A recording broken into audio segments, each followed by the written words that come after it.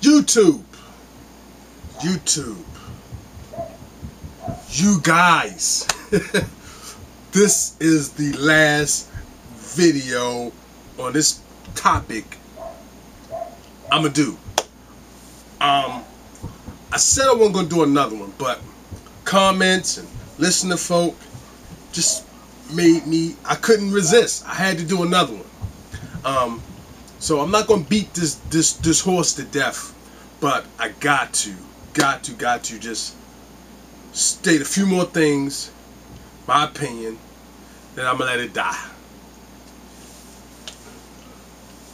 Akai, MPC Renaissance, MPC Studio, MPC Fly, I think they did it right, especially on the MPC Renaissance.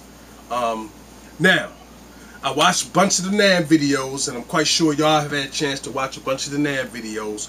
Please, don't totally dog out Akai, because with the software and all the things that they're doing to develop this and make it right, it's easy to see that a lot of the guys that was presenting the equipment or presenting the Renaissance didn't have all the answers. Simply because I know it's still in further development, so they don't have all the answers to all the questions, which makes it seem like it ain't what it is. Maybe. All right. I was going to type a comment to the MPC 4000 King, but I said I would have ran out of words or space to complete the comment. So the first thing I'm gonna say about his comment is, I respect his comment. He said the MPC Renaissance is a 5000 with a different color, made to be like a 3000 in so many words. And without Roger Lynn, it's a flop. I disagree. This is why. Roger Lynn is the founding father of the Akai MPC. We gotta give him props on that. MPC 60, MPC 3000, MPC 62. Roger Lynn, great guy. I'm still waiting for his drum, the Lynn Drum 2 to come out. And I definitely get that because of Roger Lynn. He's hip hop history to me. But anyway, the MPC had some successful machines after Roger Lynn left. The MPC 2000, MPC 2000 XL, the MPC 4000. No, that wasn't a flop. The MPC 1000 original, blue and red, was a flop because the single pads, without having the pads like this. They did single pads. Who would do that? I mean, if it broke, if it works, don't fix. If it ain't broke, don't fix it. That's all I'm trying to say. You can see I'm passionate about this shit. Anyway, so when they did that and they made the MPC 1000 with separate individual pads, that was dumb. That was a flop. When they did the MPC 2500, in my opinion, that was a success. I love the MPC 2500. I love the workflow. I like how it flows, and I love it. Now, once they fixed the pad situation with the MPC 1000, no longer a flop. With the JJOS, even though Akai has nothing to do with that, it's no longer a flop. MPC 5000, when it first came out, yes, that's a flop. It was supposed to be the flagship machine, but they didn't make it 24-bit. They didn't make it do a lot of the things that the MPC 4000 can do. Didn't give it the capacity of that machine. So in my opinion, that kind of was a flop. Although with the OS update, it's still a powerful unit. So Akai Renaissance. So it's easy and safe to assume that this is a flop also. No. And here's my opinion why it's not a flop. Akai, they went out their way to make sure this was right. And like I said, when they made the Renaissance, they are catering to MPC users, people who love the machine for what it was. They asked and they did the research and found out, what do y'all like? What is it? What's the most popular MPC? What are we missing? What do we need to do to make you happy? And they talked to avid MPC users. I mean, look at the people that they got in the advertisements. Lord Finesse, 88 Keys. These aren't people that don't know the machine. Sean C. LV. They even went to Bruce Forat. And anybody know Bruce Forat? He is like the Jacob Jeweler of drum machines. He customizes drum machines, fixes drum machines, made his own drum machine. So he's one of the hottest people, most active people in this drum machine sampling era right now doing it. So where Roger Lynn left, 4-Rat picked it up. And I don't know nobody getting it in like 4-Rat, especially when it comes to repair. So they even went to 4-Rat to help them with the design and the button layout and all that, and asked these guys that have been using the MPC to make these beats and get this stuff right to help them out. And that's how they got what they got now.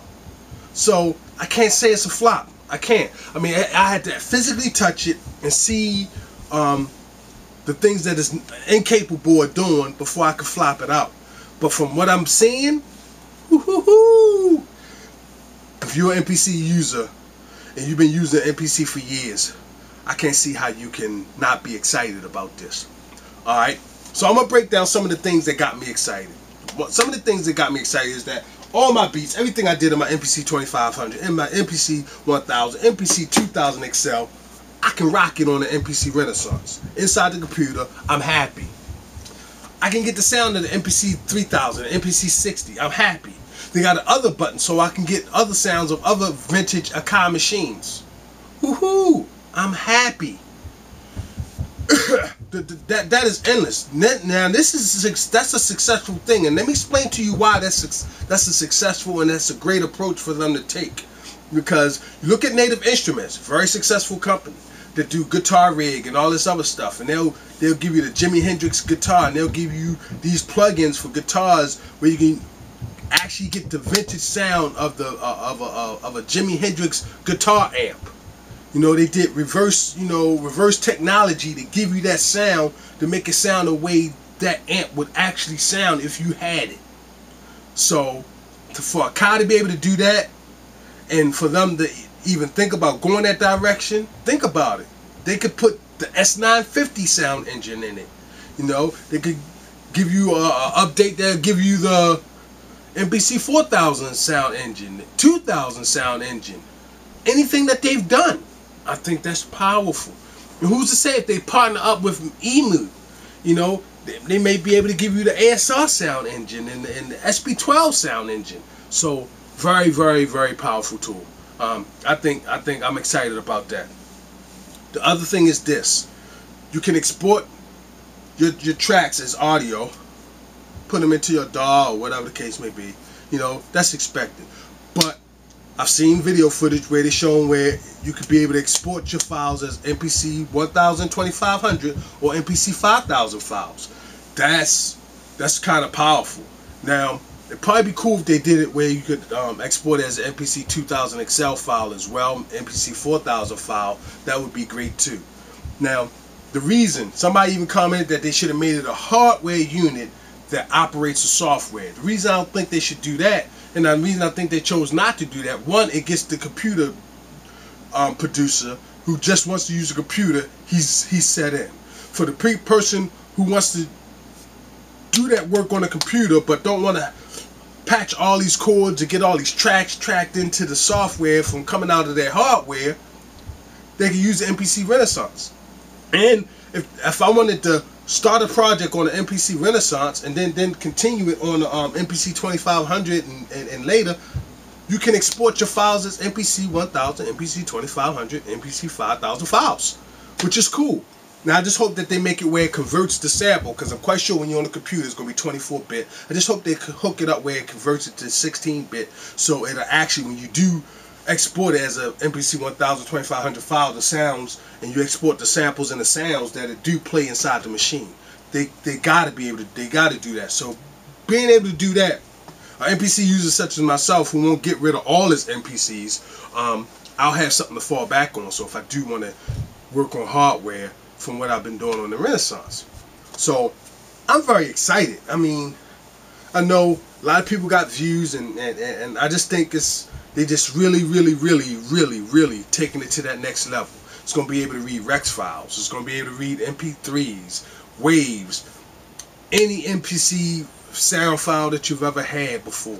So And if you know how to operate an MPC, you know how to operate the Renaissance. And the software just complements it and lets it take it that much further. Another cool thing is this. The guy was showing where a lot of times I do my patterns. And I'll make a beat, and I'll throw something up on the machine right now. I'll make a beat and I'll just run through the patterns just to see how it sounds. Run stuff together, mess around. And while you're in the software and you messing around with these patterns and you put them in a certain order and you're doing it live on the fly, and if you like that, how you playing that on a, as a song. Say for instance, let me break down this way. So I did this beat right here. I'm gonna load the beat up. Be patient with me.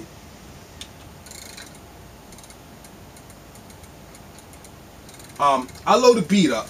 I got an MC here, and he's like, "Yo, Dave, I like that beat. I wanna write a rhyme to it." And he wants to get it in, right? So I'm like, so now we have a freestyle session. I'm going through my MPC, right? I'm going through my MPC. I'm playing the track, and he's rhyming to it as I play the track. I'm doing mute, track mute, and all this other stuff while on the fly while he's doing this, right? And we realize like, yo, that was dope. Just to see how, just to get a vibe for each other, to see what's going on. Like for instance, now while this is playing, the software will be recording this, right? And as I'm doing all my little switch ups, the software is recording this. Like I'm just doing this on the fly. Then at the end, and once I stop it, the software will ask you, do you want to keep it? Or you could just discard it or not keep it. And if you say, you know what? We did that thing, he did that freestyle, that's how we want the song to go. Guess what? I can go to the software, save it as a song file with the samples and all that other stuff. So how cool is that? So if you're just doing stuff, you mess around on the fly and you do something dope. And sometimes, how many times have we made beats and we messing around and we're doing things and we're testing things out and we do something that's magnificent by mistake, forgot how we do it. And if you got the software recorded at all times, you got it. You captured that moment. That spontaneous moment that normally gets lost, you got it. Truly, I really think y'all need to just keep an open mind with this and keep an open mind with everything. This is great. This is great. I mean, it's so easy to be pessimistic. So easy for us to look at, oh, they're trying to do this. Oh, this is bad. Oh, they think they can do this. Oh, they try. Come on. I'm glad. I want them to make it dope. Because then I want Native Instruments to say, you know what? Since y'all doing that, we're going to do this. Then I want Roland to say, look, Native Instruments in the car, they got the software hip-hop scene locked up. Why aren't we getting some of that money? Why aren't we a part of that? Now they're going to make a product better. Everything is for the betterment of this music and for the betterment of life. We go through advancement upon advancement upon advancement upon advancement. So we can't keep looking back and we can't keep wishing like, oh man, I wish it was like this. Come on, get off of that. And the whole point I'm making is this. Everything is always for the advancement of the better good in all of life. You know, when we had these machines, we wanted them to do more because we had limitations. So we had to find ways around those limitations, and thus it made us more creative, but it didn't stop us from wanting those features. Then when they give us the features, we say that they stealing our ideas and giving it back to us. No.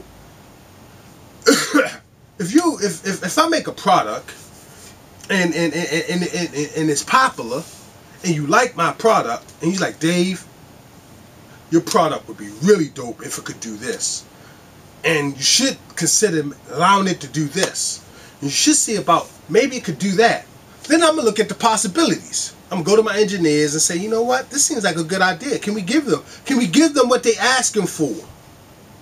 It's like being a president of the United States and they ask you a question. Sometimes they don't get to you as soon as you want. But if it's done, it's done.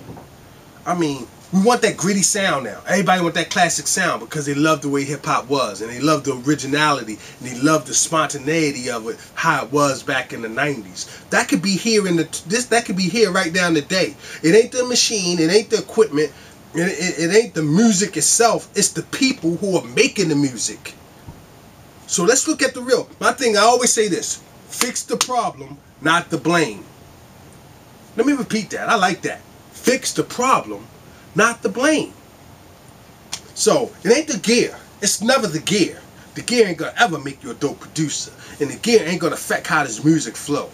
What people do affects how this music flow, and what we do affects how, you know, they engineer the music to cater to our needs. And why shouldn't they cater to our needs? I mean, it's the least they could do if they want us to spend our money on it. So I don't know. This is my thought on it. I just can't be pessimistic about stuff. Come on, y'all. You do what everybody else do, you get what everybody else get. Come on. So, here, to elaborate on what I said is, look at 90s hip-hop. And if you're a hip-hop lover, look at 90s hip-hop and you'll understand what I'm saying. Today, like Jay-Z, he made a comment, and yeah, I'm a rant. I'm getting it all off my chest today. I've been gone for a while, so I'm getting a little bit off my chest. Jay-Z said he made Death of Auto-Tune, not to diss the auto-tuning, just to spark creativity.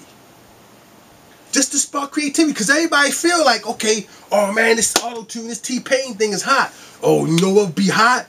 If we throw some of that vocoder T-Pain effect on the song, yo, that's gonna make it hot. We ride the jocks of so many styles, and we bite so many styles. Right now, our hip-hop artists don't know how to be original. If somebody is making money and eating off of this style, guess what? You got a lot of vultures and a lot of people out there that's going to want to eat off that style and wear it out. That's why we get the music sounding consistent. That's why we get the music sounding so similar. That's why we get the rhyme flow sounding so similar. That's why we get like all the synths and the sounds and the drums and the 808s being worn out to death. All that stuff. That's where all that come from. Cause hip hop's making money. Everybody want to make money, and everybody feel like in order for my joint to get the attention that it needs, it's got to have this sound. Because if it don't have this sound, I won't make money. Now, if you're doing this hip hop because you're all about money, that means you're a business person. You're not an artist per se. You're really a business person, and you're in it for the monetary gain. You know, I have a strong belief that you do what you love, you'll never work a day in your life. So therefore, if you're doing what you love and you can survive and eat off of it, you know, you won't brag about how much money you got. You'll brag about the freedom that you have to do what you want to do the way you want to do it. So many people, the argument is when they talk about an artist or this, that, the other, I see so many comments where somebody say, well, you know what? I think this artist is whack. They entitled to their opinion. Well, I think this artist is not as good. I don't think such. Well, they made more money than you. They made more money than you did in your whole life. What does that got to do with the creativity of what this person is doing? That's where we at with it, folks.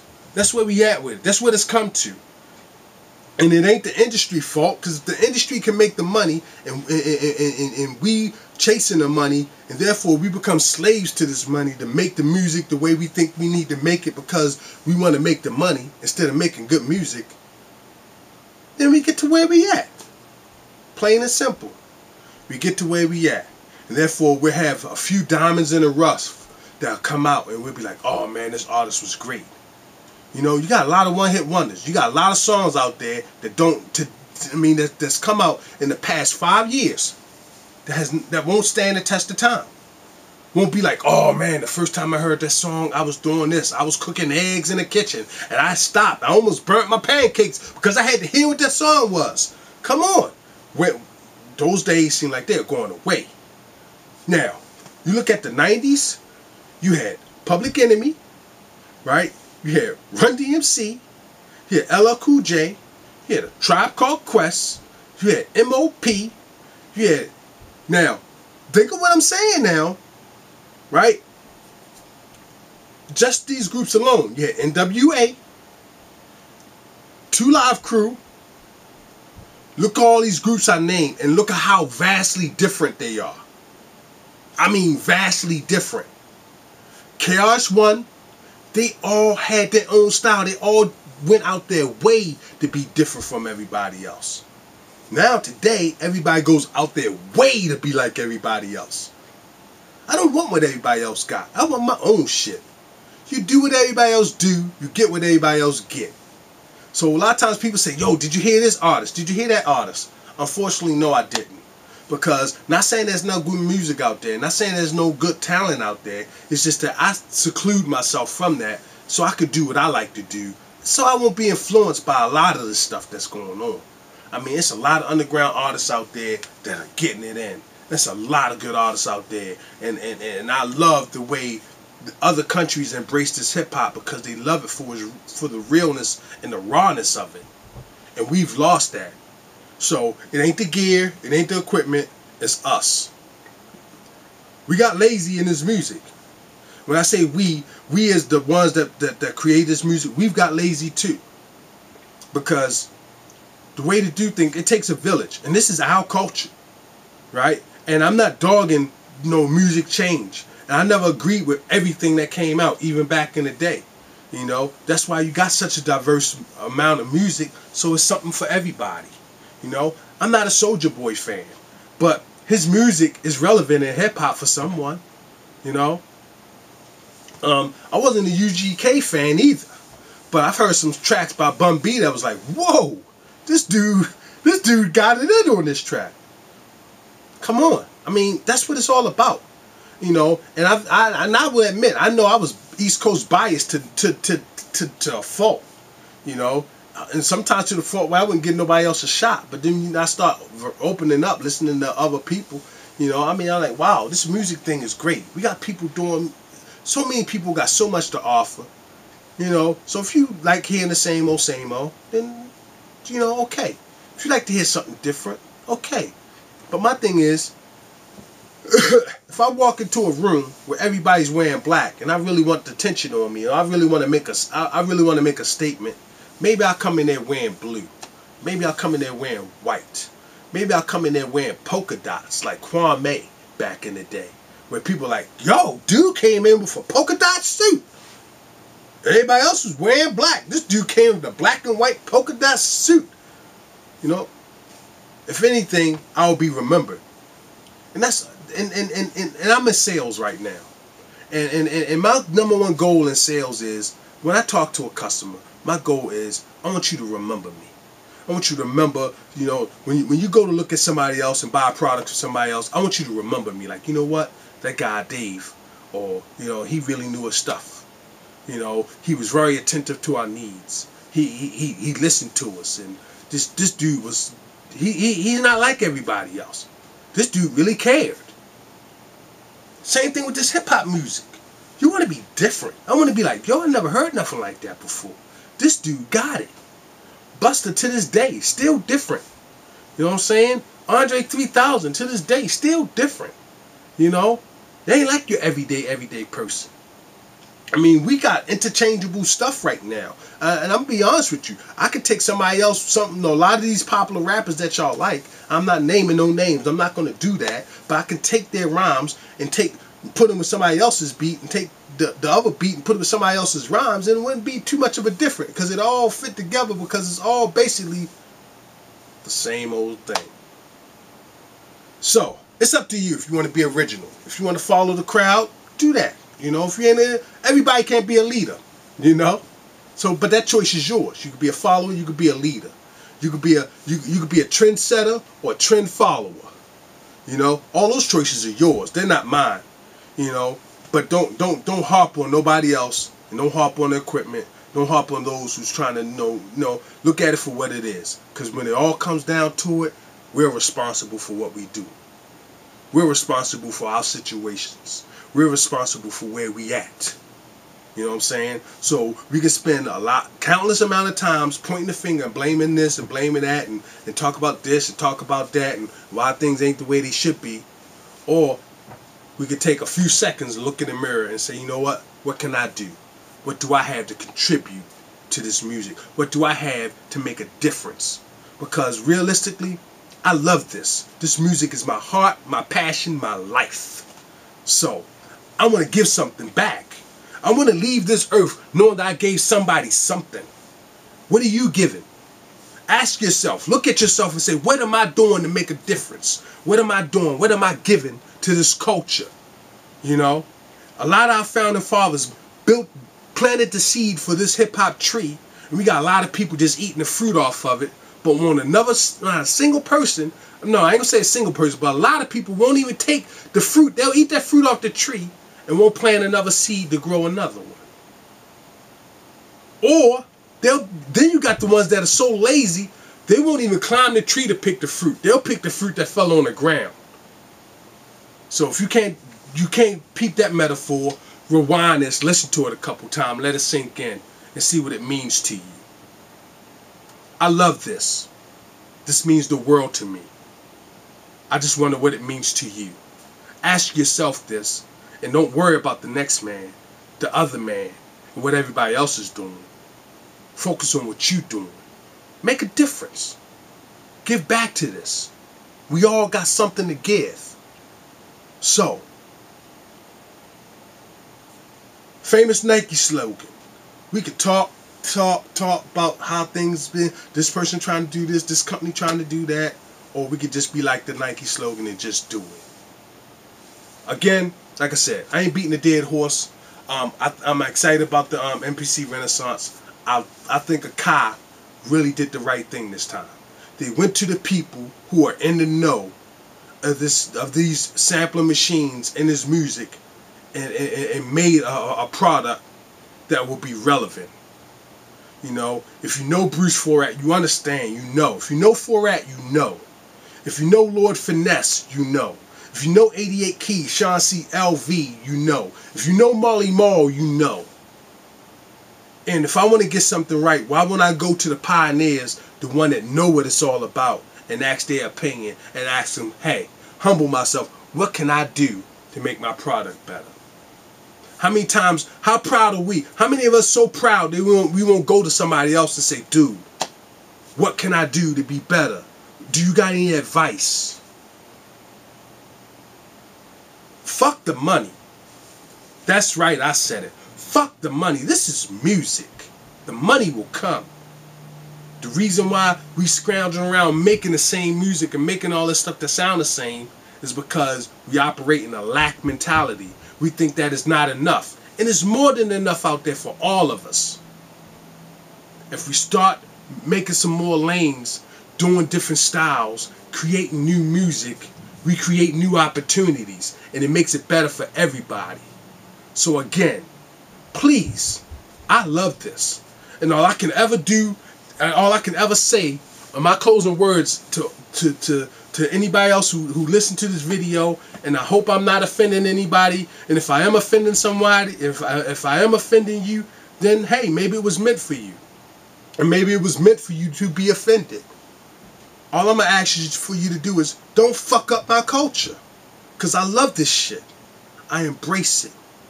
And if you treat it with love, you treat it with the passion and the desire that everybody else do, you'll get what you deserve. Everybody has what they deserve. So we can sit back and comment, talk about Jay-Z, talk about, you know, a bunch of artists, you know, Kanye and this person. They got what they deserve, just like we got what we deserve. What are you doing to make a difference? Overlord, I'm out. Thanks for watching.